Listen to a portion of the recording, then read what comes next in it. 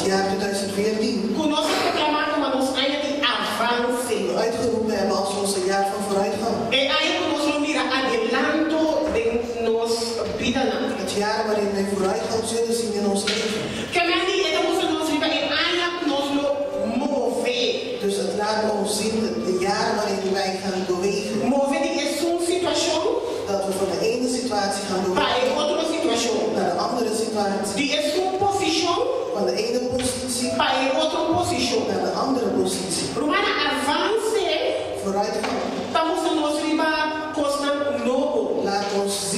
Laat ons nieuwe dingen zien. Laat ons andere dingen zien.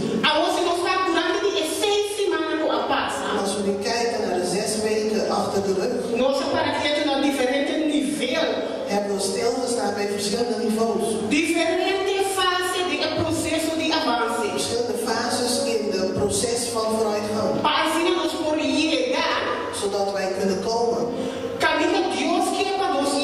Daar waar God wil dat wij komen.